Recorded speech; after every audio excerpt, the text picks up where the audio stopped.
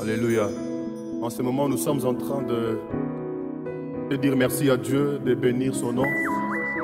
J'aimerais que là où tu es, pendant ce moment aussi avec moi, que tu commences à élever le nom de Jésus. Que tu élèves le nom de Jésus. Que tu élèves le nom de celui qui est au-dessus de tous les noms. Le nom qui nous a été donné. Le nom de Jésus qui est au-dessus de toutes nos préoccupations. C'est devant ce nom que tout genou doit fléchir. Devant ce nom, toute langue doit confesser qu'il est le seul Seigneur, le Maître de nos vies. Alléluia. Il s'appelle du nom de Jéhovah. Il s'appelle du nom de Yahweh. J'aimerais que tu élèves le nom de ce Dieu-là qui prend le contrôle de ta situation. Peu importe l'état dans lequel tu te trouves, peu importe ta situation, j'aimerais que Dieu te voie en ce moment fixé vers celui qui s'appelle Jéhovah. Il s'appelle Yahweh. Alléluia. Merci Seigneur, merci Jésus. Toi qui es au contrôle de ces moments, toi qui es au contrôle de ces situations, Dieu qui ne font que frapper le monde du jour au lendemain. Et pourquoi nous t'appelons du nom de Jéhovah. Alléluia. Yes. Jéhovah est son nom. Jéhovah est son nom. Jéhovah est ton nom. Jéhovah est son nom. Jéhovah est son nom.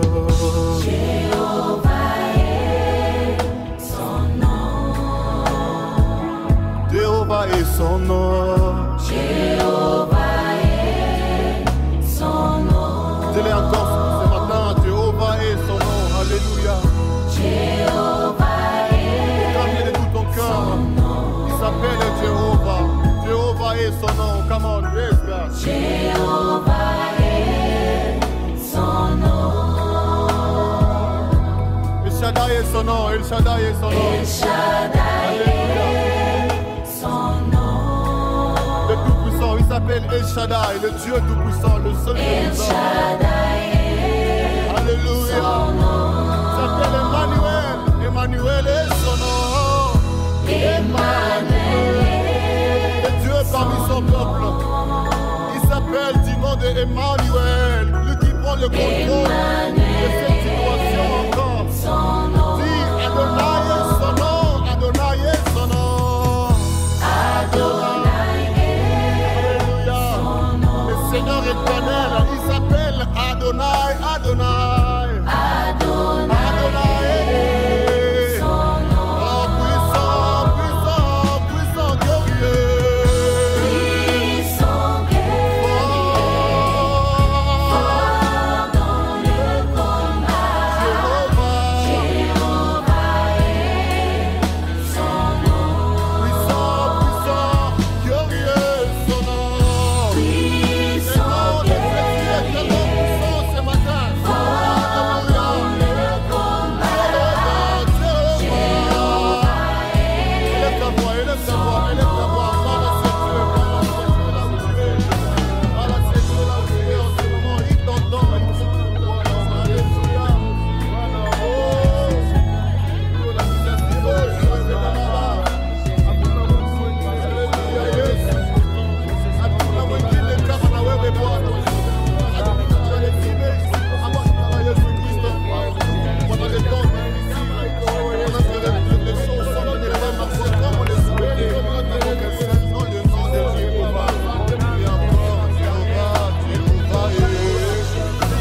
Come on. Jéhovah est son nom. Jéhovah est son nom. Jéhovah est Alléluia. son nom. Dis-le encore. Jéhovah, Jéhovah est son nom. Jéhovah, Jéhovah.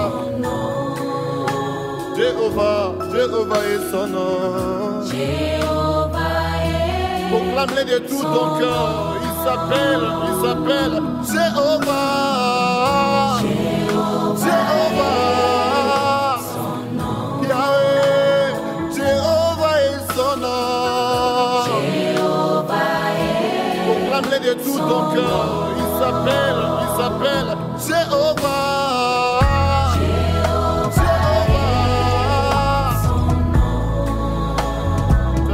Il s'appelle Jéhovah. Alléluia. Tout puissant et glorieux.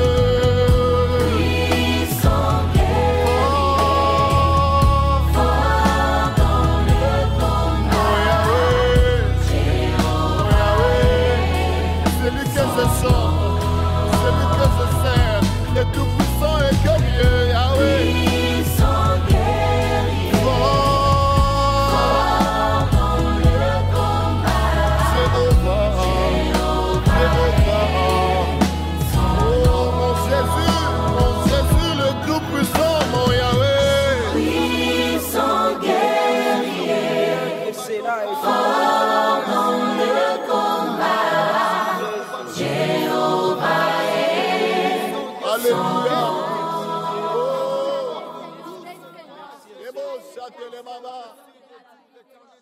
Alléluia, Yesu. Hatuna mwingine kama na wewe Bwana. Peuple de Dieu, shalom. Et nous disons encore une fois de plus merci et bienvenue à chacun de vous dans notre culte dominical de ce 12 juillet 2020.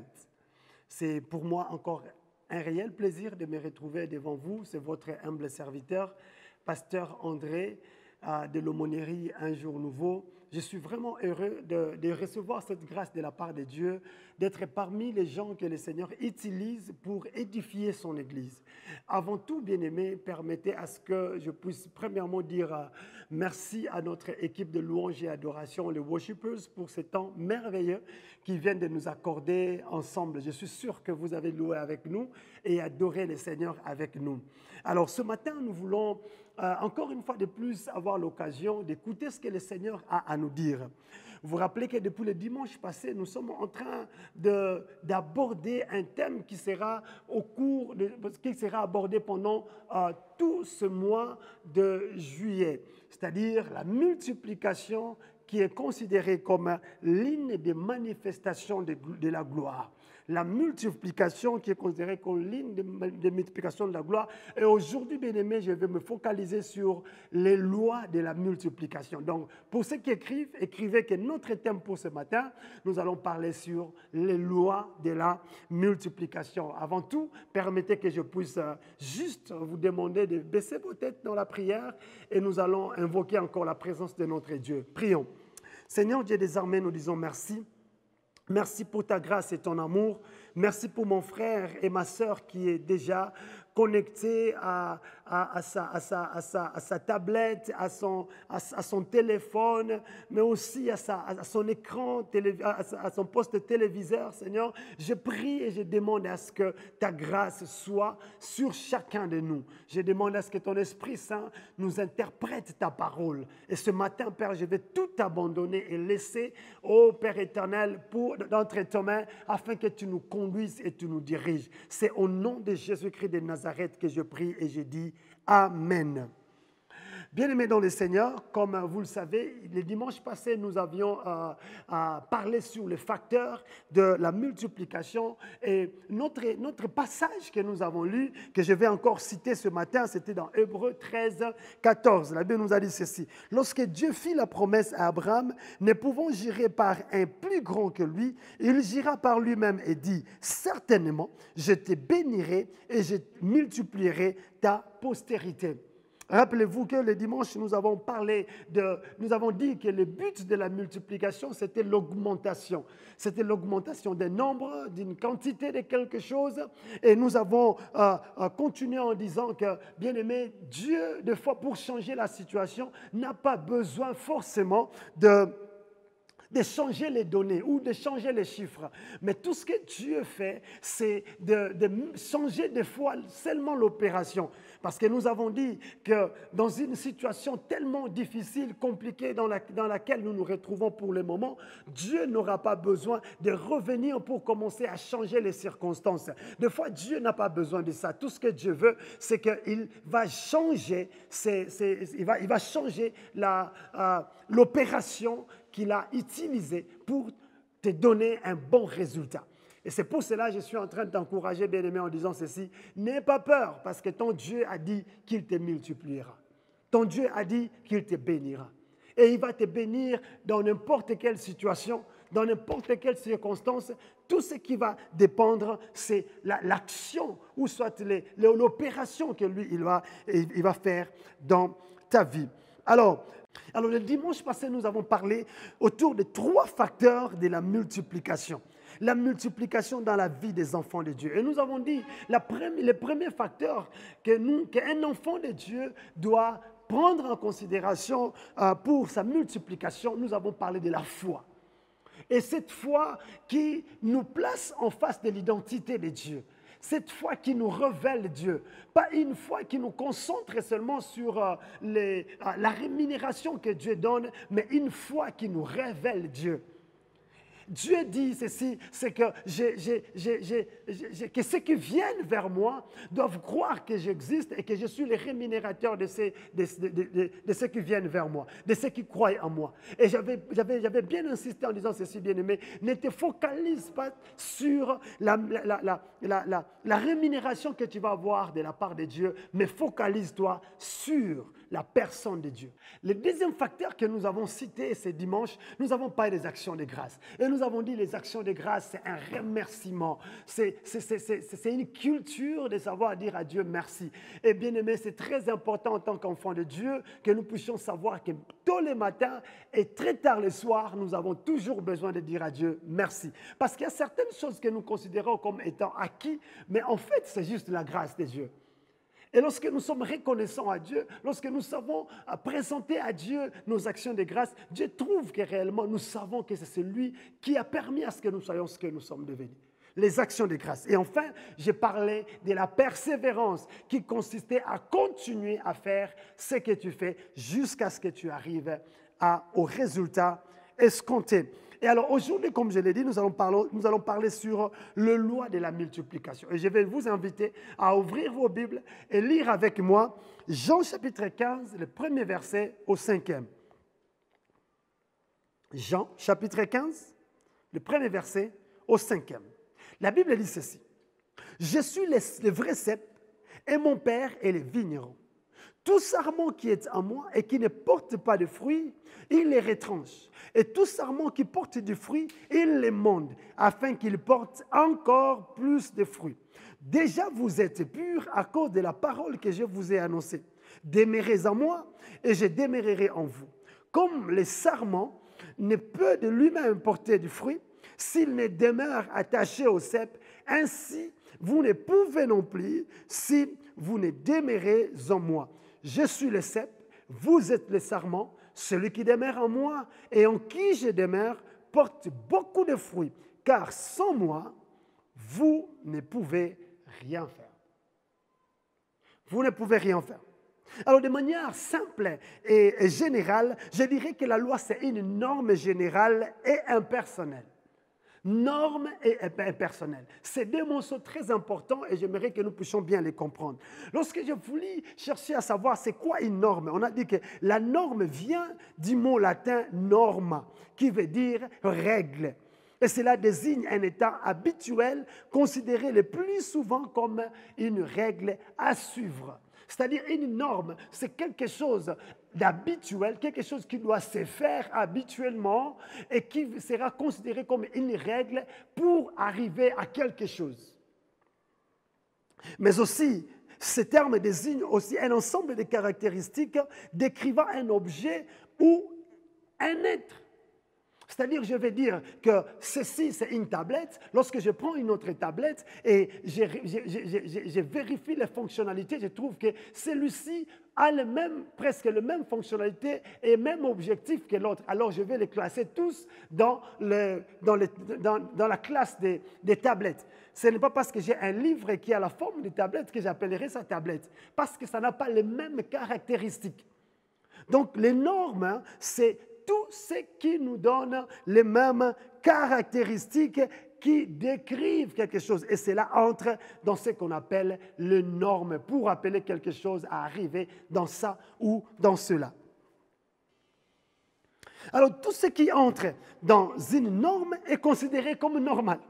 Et alors, ce qui en sort, ce qui est en dehors de la norme, cela est considéré comme anormal. Vous savez, lorsque nous sommes en train de parler des lois de la multiplication, cela veut dire que nous sommes en train de vouloir parler des règles qui nous poussent à avoir des multiplications normales, des multiplications qui suivent les processus normaux. Vous savez, bien aimé, il y a aussi des multiplications qu'on appelle des multiplications anormales. Et je ne vais pas parler de ça aujourd'hui. Nous allons seulement nous focaliser sur les multiplications normales, qui suivent la cour des choses normalement. Et deuxième terme que je voulais mentionner, c'était le terme impersonnel. Parce que la loi, c'est une norme générale, mais aussi impersonnelle. Impersonnelle, pourquoi? Parce que ça ne se limite pas à une certaine catégorie de personnes. C'est applicable à tout le monde. C'est applicable à tout.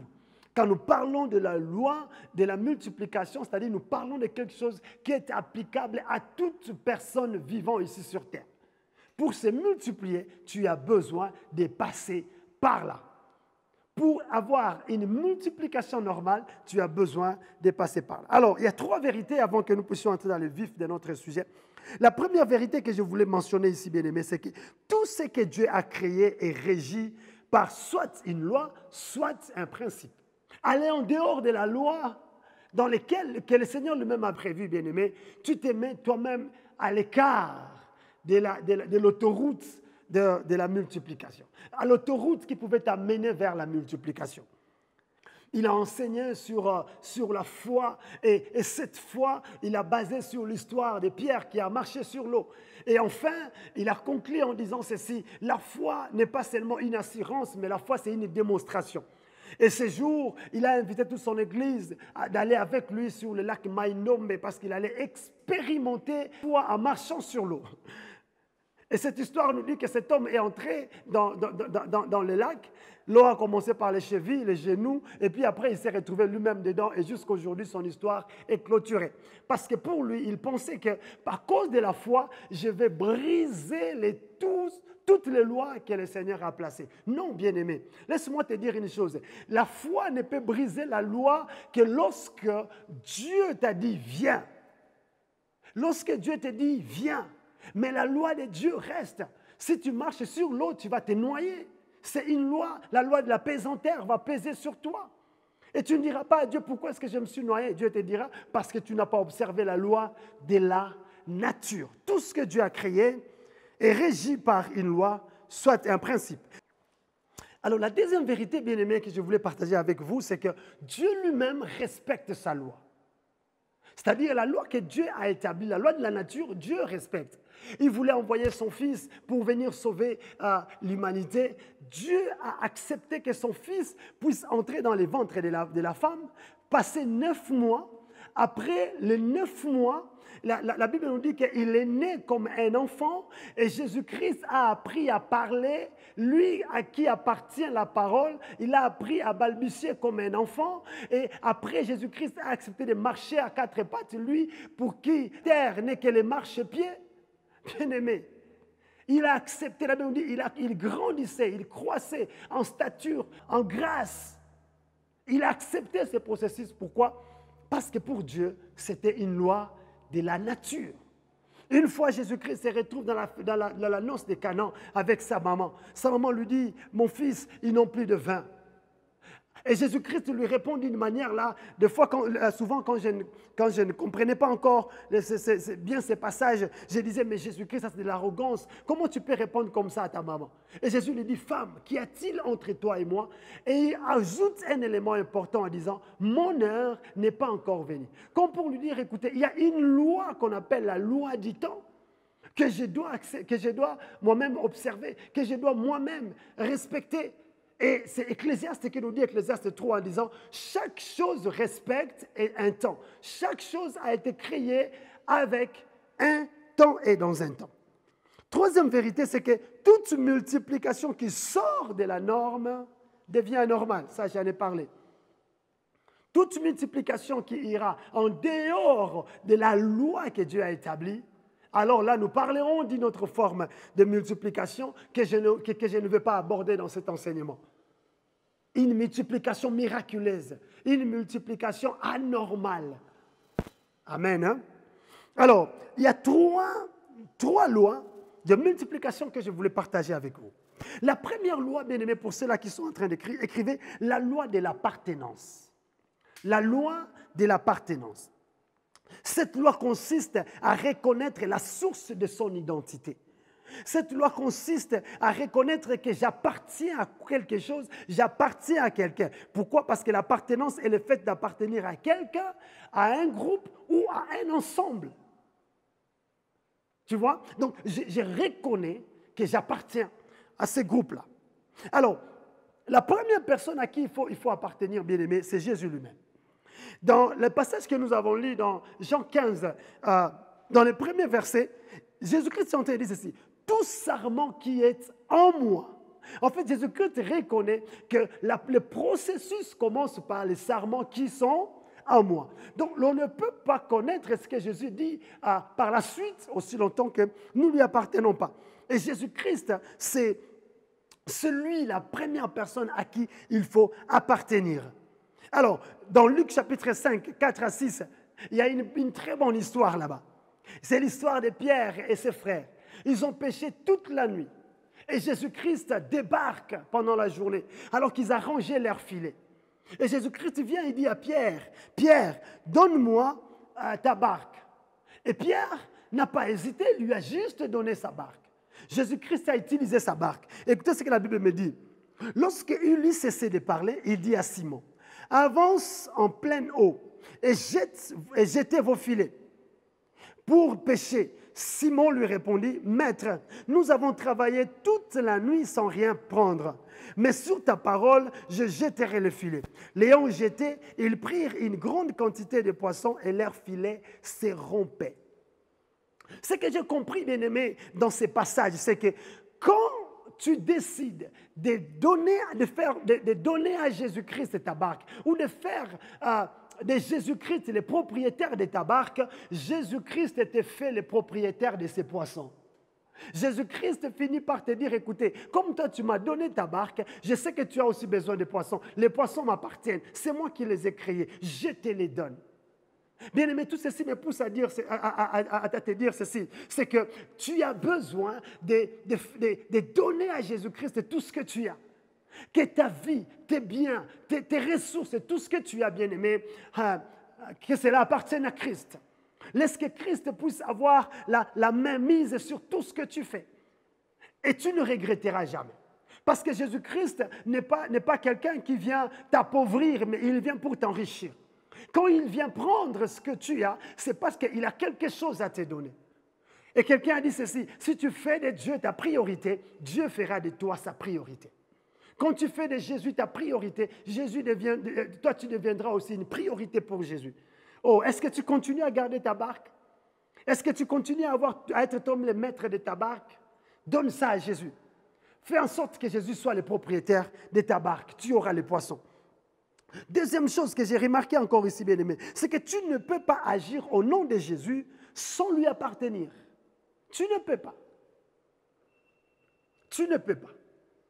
Parce que même les démons vont te faire croire, ils vont te faire remarquer que tu commets une grosse erreur, que tu es en train de citer un nom qui ne t'appartient pas et qui n'est pas à toi. Parce que ce qui donne la force au nom de Jésus-Christ, c'est l'identité que nous avons de Jésus-Christ. Ce n'est pas le nom de Jésus. D'ailleurs, je vais vous dire une chose, c'est qu'à l'époque de Jésus-Christ, il y avait plusieurs Jésus. D'ailleurs, dans la généalogie de Jésus, quand vous lisez dans Luc, vous allez retrouver qu'il y avait un Jésus dans la famille de Jésus. Donc, c'était un nom commun. Beaucoup de gens en avaient. Mais qu'est-ce qui fait en sorte que lorsque je cite le nom de Jésus, les démons tremblent? C'est lorsque, bien aimé, je les cite en ayant son identité. Regardez dans les Actes des Apôtres, chapitre 19, verset 13, cette histoire ici. Là-bas, on dit quelques exorcistes juifs ambulants essayèrent d'invoquer sur ceux qui avaient des esprits malins le nom de Jésus-Christ en disant « Je vous conjure par Jésus-Christ que Paul prêche ». Ceux qui faisaient cela étaient les 7 fils de Sheva, juifs l'un des principaux sacrificateurs. L'esprit malin leur répondit, « Je connais Jésus, je sais qui est Paul, mais vous, qui êtes-vous » C'est que je connais Jésus-Christ, je connais l'identité de Jésus dans Paul, mais vous, je ne vous connais pas. Qui êtes-vous?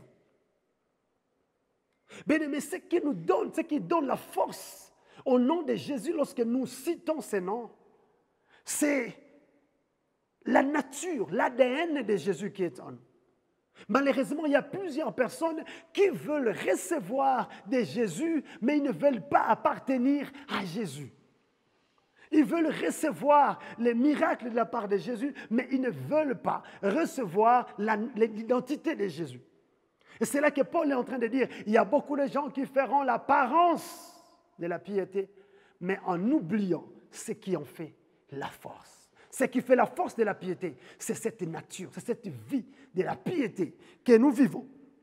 Troisième élément que j'ai retrouvé ici, c'est que quand nous appartenons à Jésus, oh j'aime ça, quand nous appartenons à Jésus, lui à son tour nous fait introduire dans la descendance d'Abraham, la descendance qui a reçu la promesse de se multiplier. Galates chapitre 3 versets 13 à 14. Christ nous a rachetés de la malédiction de la loi en devenant malédiction pour nous, puisqu'il est écrit, tout homme pendit au bois est maudit. C'est ainsi qu'en Jésus-Christ, la bénédiction d'Abraham touche aussi les non-croyants que toi et moi sommes, et que nous recevons par la foi l'Esprit qui avait été promis. L'apôtre Paul ne se limite pas par là. Il continue encore dans les versets 16, il dit ceci. Or, la promesse, ou les promesses ont été faites à Abraham et à sa descendance. Il n'est pas dit et aux descendances, comme s'il s'agissait de plusieurs, mais c'est d'une seule qu'il s'agit. À ta descendance veut dire Christ. Bien-aimé, Jésus-Christ qui est lui-même la bénédiction d'Abraham, la vraie descendance qui déclenche la multiplication. Lorsque nous portons sa nature, il nous donne cette nature de la multiplication. Et toi et moi sommes aujourd'hui les enfants d'Abraham. À cause de qui? À cause de Christ qui est en nous. À cause de Christ qui est en nous.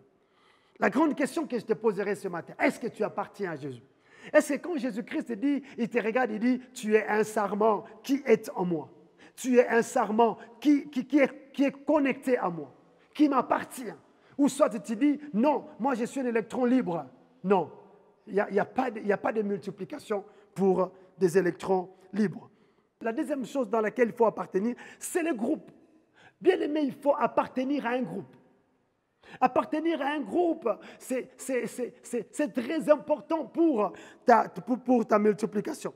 Dans 2 Rois, chapitre 4, versets 3 à 6, il y a une très belle histoire. Il s'agit d'une femme. La Bible dit que c'est la femme de l'un des fils des prophètes. Son mari était endetté et son mari est mort avec la dette des gens. Et le propriétaire de la dette est venu pour dire, écoutez, le créancier est venu pour dire, écoutez, vous devez payer mon argent. La femme n'avait pas de moyens. Et il dit, moi je vais prendre tes deux fils, tes deux enfants, je vais partir avec. Et cette femme angoissée, attristée, elle est partie voir le prophète pour lui dire, le prophète Élisée, pour lui dire, je suis devant un problème. Mon mari, tu sais qu'il était juste. Il est parti, il avait la dette de quelqu'un. Et cette personne vient, il veut me prendre mes deux enfants. Et c'est ce que l'homme de Dieu est en train de lui faire ce discours ici. Et il dit, va demander au dehors des vases chez tous tes voisins, des vases vides, et n'en demande pas un petit nombre. Quand tu seras entré, tu fermeras la porte sur toi et sur tes enfants. Tu verseras dans tous ces vases et tu mettras de côté ceux qui seront pleins. Alors, elle les quitta, elle fermant la porte sur elle et sur ses enfants. Il lui présentait les vases et elle versait. Lorsque les vases furent pleins, elle dit à son fils, « Présente-moi encore un vase. » Mais il lui répondit, « Il n'y a plus de vase. » Et l'huile s'arrêta. Et l'huile s'arrêta. Bien-aimé dans le Seigneur, qu'est-ce que je vais te dire ici? C'est que l'étendue de ta multiplication dépendra de la taille du réseau que tu as créé autour de toi. Oui, c'est vrai, il y a une bénédiction que tu vas recevoir. Il y a une multiplication que Dieu prévoit te donner. Mais bien aimé, tu dois appartenir à un voisinage. Tu dois appartenir à un réseau de personnes qui voient les choses de la même manière que toi. Et des personnes qui ont la conception de Dieu comme toi-même. Ne te dis pas, je vais me multiplier par moi-même. J'ai vu plusieurs personnes dire, non, je peux lire ma Bible, je peux toujours comprendre. Non, bien aimé, les choses de Dieu ne se font pas comme ça. L'appartenance à un groupe ou une assemblée augmente la taille de ton réseau et élargit l'étendue de ta multiplication. Il y a des gens qui viennent, ils vont te dire, écoutez, bon, moi, en fait, je reconnais que mon église, c'est mon cœur. Mon église, c'est mon cœur. En Swahili, on le dit bien, kanisa ya kweli ni roho ya mutu. Non, bien aimé. Lorsque j'ai fait des recherches, je me suis rendu compte que cette vérité n'est pas biblique. Ce que la Bible reconnaît, c'est que le corps de l'homme est le temple du Saint-Esprit.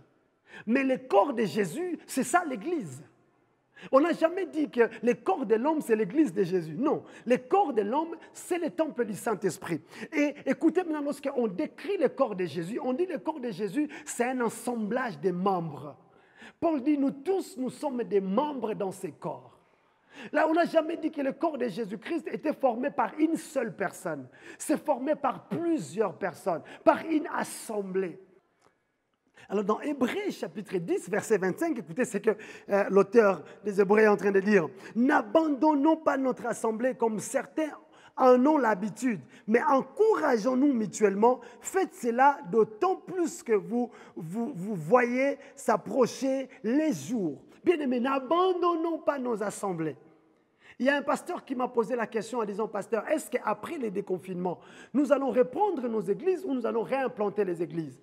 Je lui ai posé la question, mais pourquoi cette question? Il me dit, parce que je suis en train de voir que pendant cette période ici, de confinement, si on avait 500 membres dans une église, peut-être 50 ou 30 qui prennent encore le temps de poser des questions par rapport à leur église, demander qu'est-ce qui se passe dans leur église, certaines envoient leur contribution.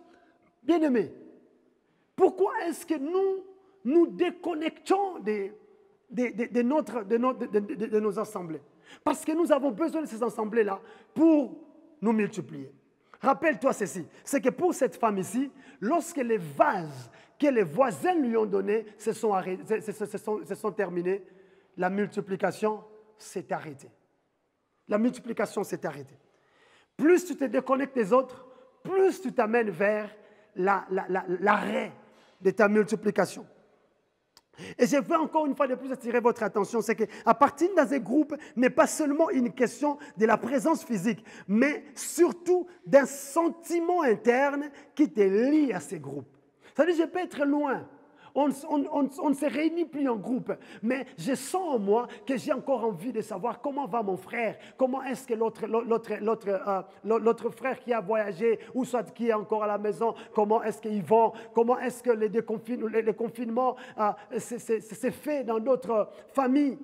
Toutes ces questions-là, c'est ce qui nous pousse, bien aimés, à savoir que celui-ci est réellement lié à sa famille, ou à un groupe dans lequel il se retrouve. Et là, je ne parle pas seulement pour l'Église, je parle aussi pour d'autres domaines. Ta famille, savoir de leurs nouvelles, ça montre que tu es lié à cela.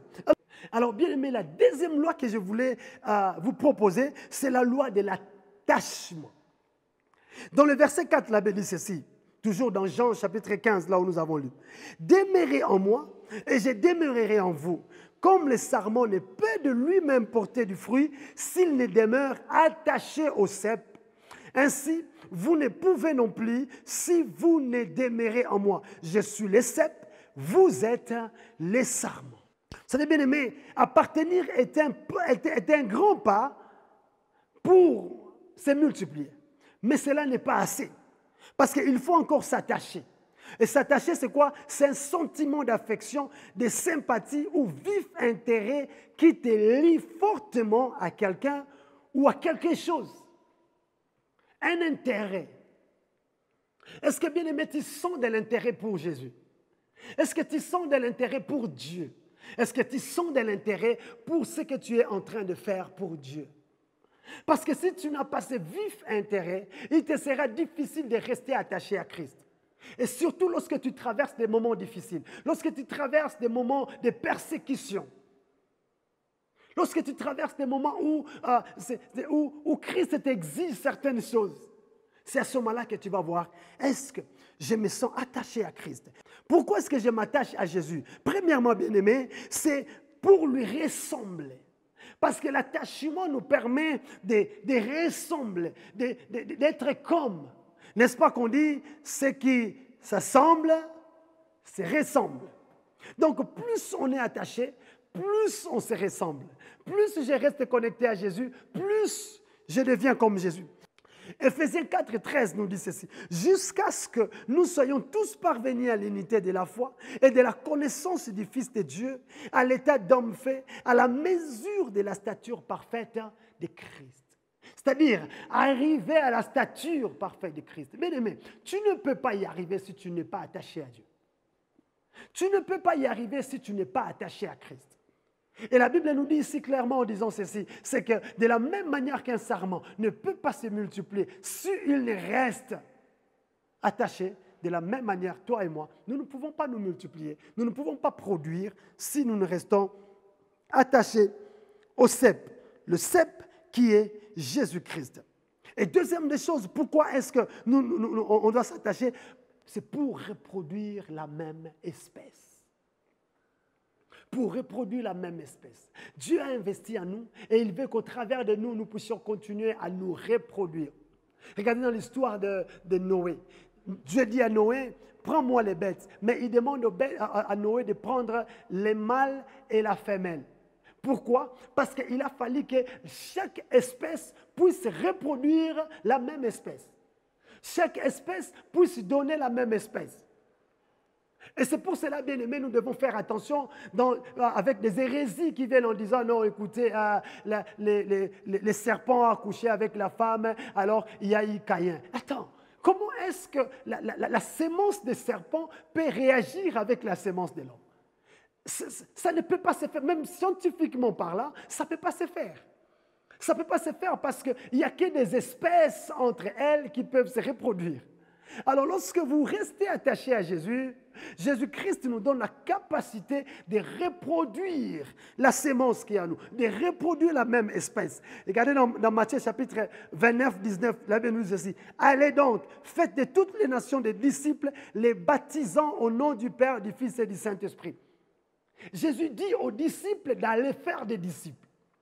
Parce que l'on ne peut pas faire des disciples si on n'est pas disciple. Seuls les disciples produisent des disciples.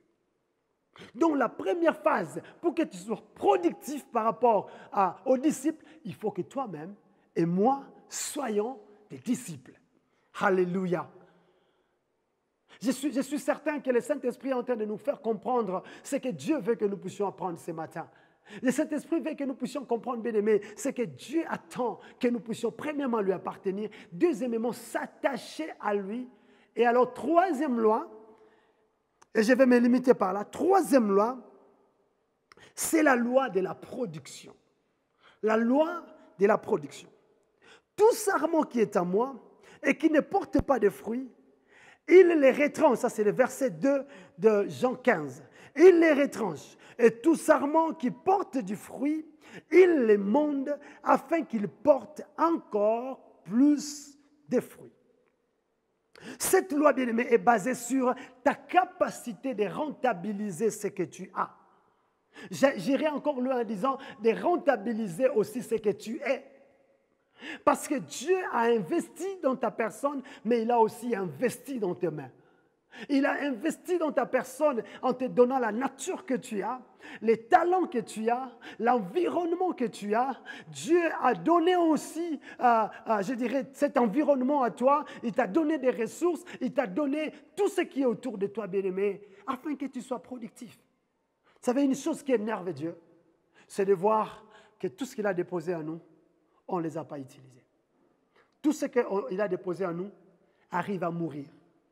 Soit parce que nous ne voulons pas l'utiliser, ou soit parce que nous sommes ignorants de tout ce que nous avons en nous. Et cela énerve Dieu. Dieu n'aime pas ça. Il a placé dans chacun de nous un potentiel. Et Dieu veut voir ce potentiel produire. Tu as un potentiel de parler, parle. Tu as un potentiel d'exhorter, exhorte. Tu as un potentiel de créer, crée. Tu as un potentiel de rédiger, rédige.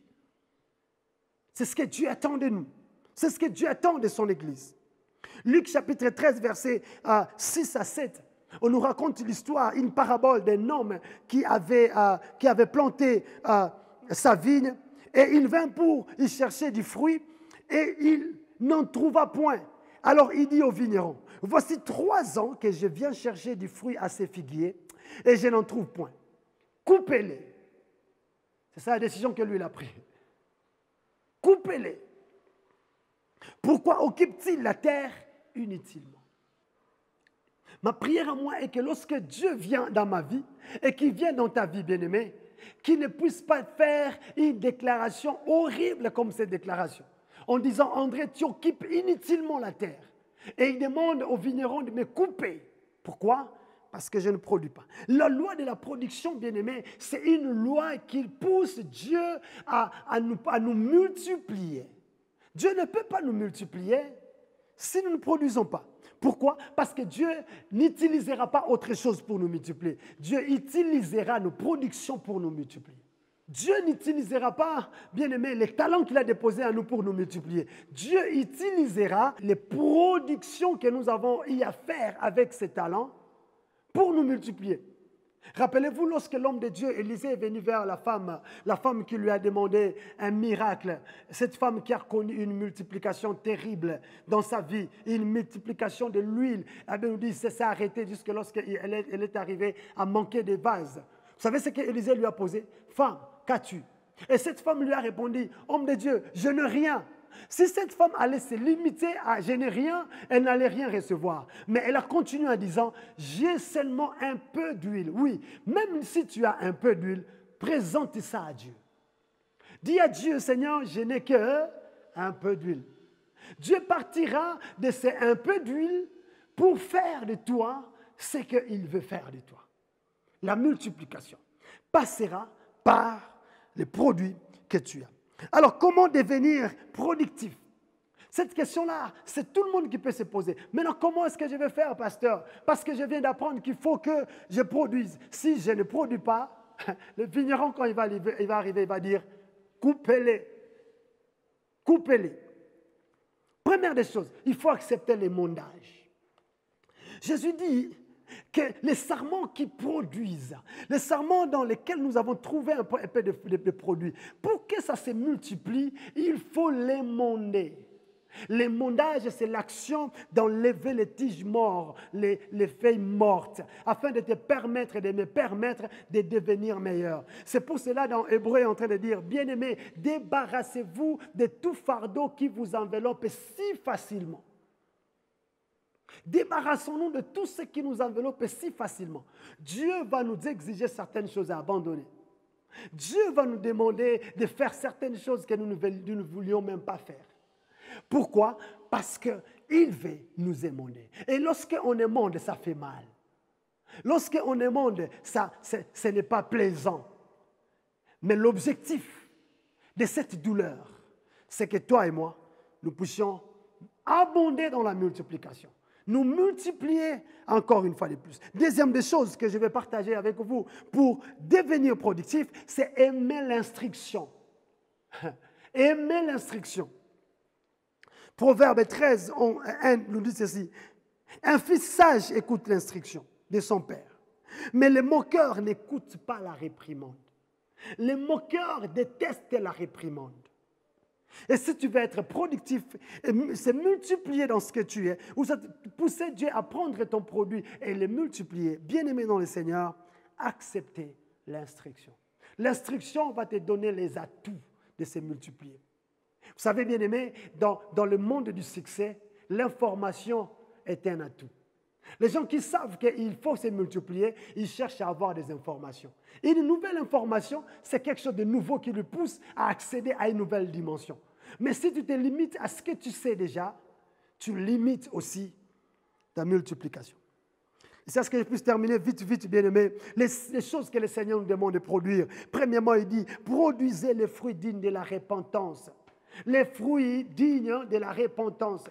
Que le Seigneur puisse trouver en nous la nature de la repentance, la nature de reconnaître nos faiblesses, de reconnaître nos erreurs et pousser les autres aussi à aller dans la même nature, à aller dans les mêmes choses. Chercher les fruits de la repentance. Deuxième chose, les fruits qui demeurent. Produisons le fruit qui demeure. Vous savez, le fruit qui demeure, c'est quoi? Ce sont les disciples que nous faisons. Ce sont les âmes que nous gagnons à Christ. Parce que la Bible nous dit ceci, ce n'est pas vous qui m'avez choisi, mais c'est moi qui vous ai choisi. Afin que vous alliez et que vous portiez des fruits, mais des fruits qui demeurent. Et lorsque Dieu dit les fruits qui demeurent, c'est la grande mission d'aller faire des nations des disciples. Pourquoi? Parce que les disciples commencent à vivre une vie éternelle avec le Seigneur. Et enfin, les fruits de l'esprit. Produisons les fruits de l'esprit. La douceur, la patience, la tempérance, l'amour, bien-aimé. Parce qu'elle avait dit du fruit de l'esprit, il ne parle pas des fruits de l'esprit, il parle du fruit de l'esprit parce que tout commence par l'acte d'aimer. L'acte d'aimer, c'est ce qui engendre. Tu ne peux pas être doux si tu n'aimes pas. Tu ne peux pas être patient si tu n'aimes pas. Alors le fruit de l'esprit, nous devons être à mesure. Dieu, quand il vient à nous, il doit voir qu'il y a les fruits de l'esprit qui abondent en nous. Alors Dieu dit ici, je peux multiplier. Je conclue bien aimé en disant ceci. Nous avons parlé de 3 lois. Et ces 3 lois, ce sont des normes que Dieu a établies. Ce sont des règles, c'est impersonnel. Ce n'est pas destiné à toi seul, c'est destiné à toute personne qui vit ici sur terre. Et Dieu veut que nous puissions passer par là pour atteindre la multiplication. Et la première loi que nous avons citée, c'était la loi de l'appartenance. Et nous avons dit, il faut appartenir à Jésus, mais il faut aussi appartenir à une assemblée. Ne vis pas une vie en solo. Tu as besoin des autres. Et deuxième loi, nous avons parlé de la loi d'attachement. La loi d'attachement va te permettre de devenir comme, de ressembler, d'être comme Christ. Va nous permettre d'être vraiment des disciples reconnus de Christ. Et enfin, je parlais de la production. La production, comme pour dire bien aimé, si tu cesses de produire, tu cesses de te multiplier. Tu as besoin de continuer à te multiplier. Tu as besoin de continuer à produire afin que Dieu te multiplie. Nous allons baisser notre tête dans la prière. Bien aimé, je vais prier. Seigneur notre Dieu, nous te disons merci. Parce que ta volonté pour nous, Père, est que nous soyons productifs. Ta volonté, notre Dieu, c'est que nous puissions continuer à nous multiplier. Tu n'as pas voulu, ô Père éternel, que l'homme puisse, ô Père éternel, s'arrêter dans les jardins d'Éden seul. Tu as dit, multipliez-vous. Ça, c'est ta pensée initiale. Ça, c'est ta pensée originelle. Je prie au Père éternel et je demande à ce que ta grâce continue à se manifester en nous et que tes faveurs continuent à être dans la vie de mon bien-aimé. Et je prie particulièrement pour cette personne bien-aimée qui n'a jamais donné sa vie à Jésus. Je vais juste te demander à ce que tu répètes ces paroles après moi. Seigneur Jésus, me voici dans ta présence. J'ai écouté ta parole et j'ai compris que pour que je me multiplie, j'ai besoin de t'appartenir. C'est pour cela, Jésus, je prends cette résolution aujourd'hui de donner ma vie à toi. Sois mon Seigneur, sois mon Sauveur, sois mon Maître. Et conduis-moi dès maintenant jusqu'à l'éternité. Au nom de Jésus. Amen.